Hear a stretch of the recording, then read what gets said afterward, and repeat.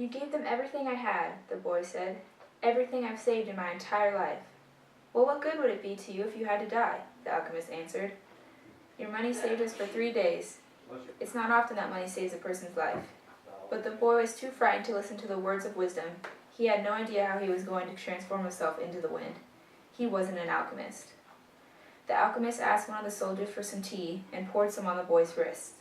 A wave of relief washed over him, and the alchemist muttered some words that the boy didn't understand. Don't give in to your fears, said the alchemist in a strangely gentle voice. If you do, you won't be able to talk to your heart. But I have no idea how to turn myself into the wind. If a person is living out his personal legend, he knows everything he needs to know. There is only one thing that makes a dream impossible to achieve: the fear of failure. This quote from the alchemist has really stuck with me. All my life has been about competition, and the one thing that truly does get in the way of succeeding is the fear of failure. All your life, you're surrounded by competition. As a baby, you compete against the world to live, to overcome obstacles, and to begin to grow. As a child, you compete against yourself, your siblings, your students, as you begin to start school. In high school, you compete against thousands of other kids all across the nation who are competing for the same spot in your college of your dreams. As an adult, you compete against the world to become successful and to live a happy life. And once you get old, you once again compete against life to stay alive and to leave behind a legacy. When I was a child, I was immediately introduced into a life of competition. I was born into a really big family, so I had a lot of cousins. Some of them were older than me, but most of them were my age. With a lot of cousins comes a lot of competition. We would always compete in silly little games, whether it was who could finish their dinner first, who could get to the front door first. Anything that involved competing, we liked to do. We did know that you couldn't be a sore loser, but we also knew that winning was the best. The childhood years had a really big impact on my life, which is why I decided to write a poem about it that I'd like to read for you. You can't remember much from these years. Most of your time was spent in tears. But this is the time when you do most of your growing, from talking to walking to thinking to throwing. As a child, your personality is being molded, as the blankets you love are being folded. You have to be prepared for the school years to come, and you will most likely hate some. But right now, as a child, you are free to live and breathe and just be wild. You go so fast, try not to blink, because before you know it, you'll finally be taller than the sink. You might not remember much, but your parents cherish these years. Every cry, every laugh, every breath, every touch. These were the years, no worrying, no stress. Too bad we can't remember it all, because these years were the best. The childhood years flew by, and before I know it, I was in elementary school. Elementary school is truly where I fell in love with the idea of competing. Whether it was on the playground, competing in little games, or in the classroom competing for the most gold stars on the board, elementary school is really where I began to understand the natural competitiveness that was in us all. Elementary school is also where I began a lot of my sports. Most importantly, it's where I began the one sport that drove my hunger to compete, BMX. BMX played a huge toll in my life of competing. It was the first environment that I've ever been in of truly competition. At first, I was ranked 9th in the nation, and at my top of my game, I was ranked 5th in the nation. I'd also like to read part of my reflection from this section. I started BMX at the age of 5, and it immediately became something I loved. BMX stands for bicycle motocross, and as a girl, it's harder to get started in. When I first started, I raced against boys my age and a little older than me. The surprising thing about it all was that I beat most of the boys I raced against. My dad knew right away that I had a special talent, and he did everything he could to help me achieve as much as I could. Soon I was sponsored and put on a team called Synergy, and my bike racing really skyrocketed. We traveled all over the United States to compete in races and to compete in the most important races called nationals. Every day consisted of practicing, training, and racing.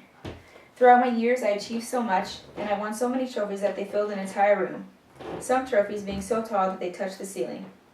At the end of my career, I was ranked 5th in the nation, and I felt at top of my game. However, my family went through some tough times, and things changed, and I had to put my love on hold. I never went back to BMX, and I regret the decision every day. The thought of what could have happened runs through my mind constantly. However, despite these thoughts eating away at me, I just remember everything I did accomplish, and I know deep down that there is a reason for everything, and that must have been my time to stop.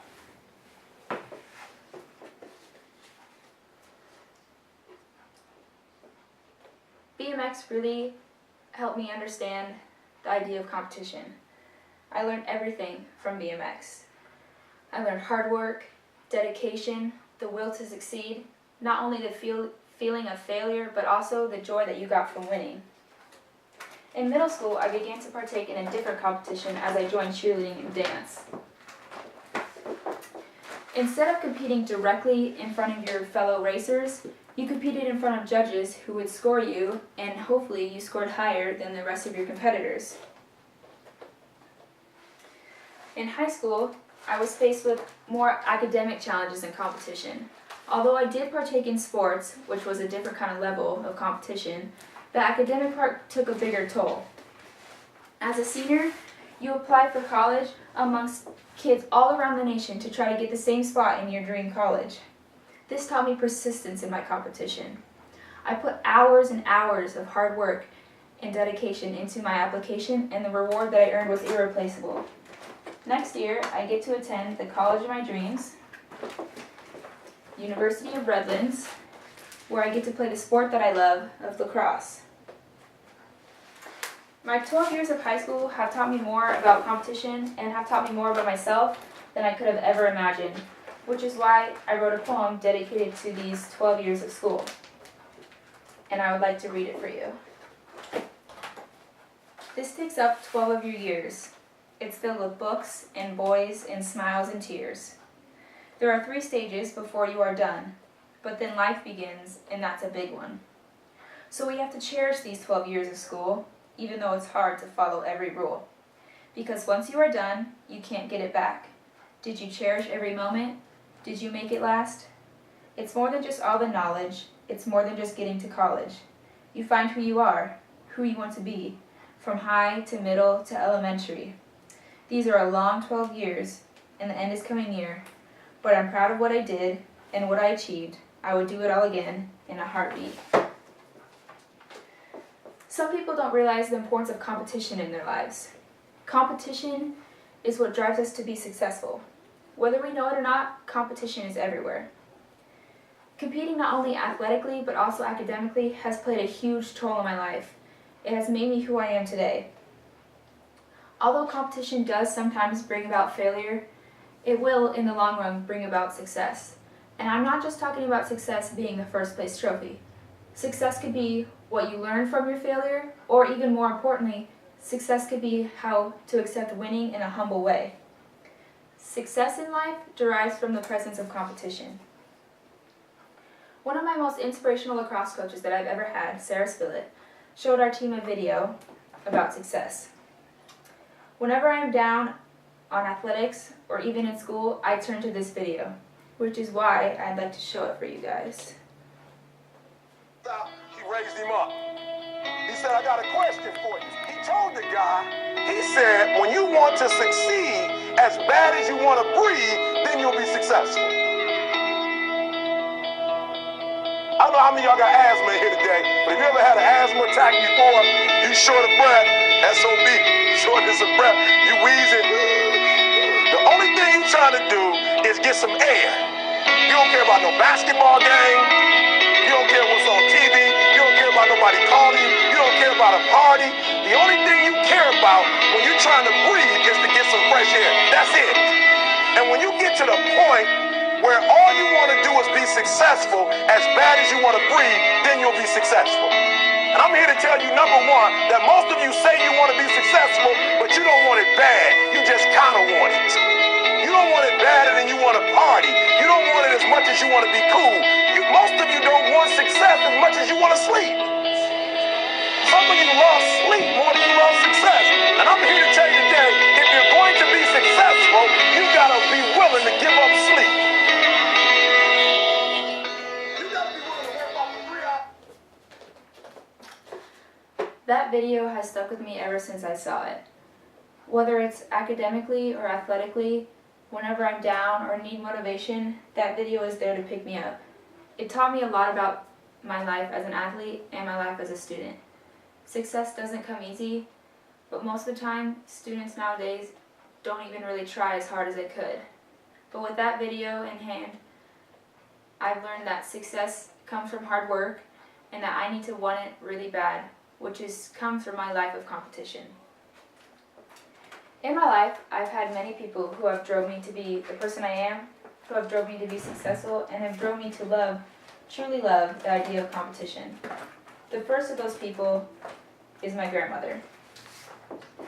My grandmother is hands down the most inspirational woman that I know. Here's some pictures of me and my grandmother. She has literally always been by my side my whole life. She has taught me how to be a woman, how to be a classy woman. She has taught me so many things in so many different areas. I would literally be nowhere without her, which is why I would like to share the tribute that I wrote for her. A grandmother has a unique relationship with her granddaughter. They taught everything to the mother that has taught everything to the granddaughter. Grandmothers hold all of the family together. They are full of lessons, stories, memories, and knowledge. I lived in my grandma's house as a young child, and my heart calls her house home. I am so blessed that I live so close to my grandmother because she and her house are where I go when I am in need of guidance. I am a senior in high school and I still spend the night at my grandma's house multiple times a week. When I am with her, I feel completely at peace and completely surrounded by love. If my grandmother and I grew up at the same time and were the same age, there is no doubt in my mind that she would have been my best friend. I can literally tell her anything, and I know that she will listen to me. I tell her things that neither my parents nor my best friends know because I trust her with all my heart. My grandmother and I stay up all hours of the night talking about virtually anything in my life. We share laughter, memories, jokes, and tears together, and I will never forget any minute that I spend with her. I cherish every moment I spend with her because when I look back at my life, my favorite moments are the ones that I spend with her. When I get in fights with my parents and can't stand to be at home another minute, my grandmother is there with open arms, ready to give me the most valuable advice and, most importantly, give me love that I cannot explain. She will never know how much she means to me, and I will never be able to repay her for everything she has done. I aspire to be the woman she has been and look up to her in every part of my life. My grandmother has taught me most of the things that I know today. I am the woman I am because of the role she has played in my life. She is the most inspirational woman in my life. She has practically raised 2 generations of a family and has shared her knowledge with each and every one of us. I can't imagine my life without her. She is my rock, my teacher, my best friend, my second mother, and most importantly, she is my example of a perfect woman. She is there for me whenever I need it, and I truly believe God has sent her to be my guardian angel. I would not have made it to where I am today without her. She means everything to me, and no one will ever be able to replace or replicate the relationship that we have and the love that we share. My grandmother has been with me through every step of my life, and I know that she will be with me for the rest of my important decisions I will make in the future. My grandmother has influenced me in my life of competition and in my life in general more than anyone could ever know, which is why she deserved a tribute on my page. My next tribute is my dad. My dad is the sole reason why I love competition. He has put me in everything that I've ever started and has been by my side through it all. We share a special relationship, and I would not love the idea of competing as much as I do if it weren't for my dad, which is why I'd also like to read his tribute. Some relationships just simply can't be explained. My dad and I's relationship falls into this category. Just looking at the pictures of us, you can tell that we shared a special bond. Some things that you have to learn in life only a father can teach you, and those things, whether the child's a girl or boy, will stick with them forever. My father teaches me most of the things I know in so many different areas of my life. Athletically, my dad has taught me everything I need to know and more. I wouldn't have played half the sports or accomplished half the things I have athletically if it weren't for him, constantly pushing me to be my best. My dad started me in every sport I ever did, from BMX to dance, because he has always had faith in me. He is the reason that I ever stick with anything because he has always taught me quitters never win and winners never quit. My dad told me never to give up, even if you know that you would not succeed. This saying has stuck with me my entire life. It has helped me through so many predicaments that I have come across, and my dad is the reason for it all.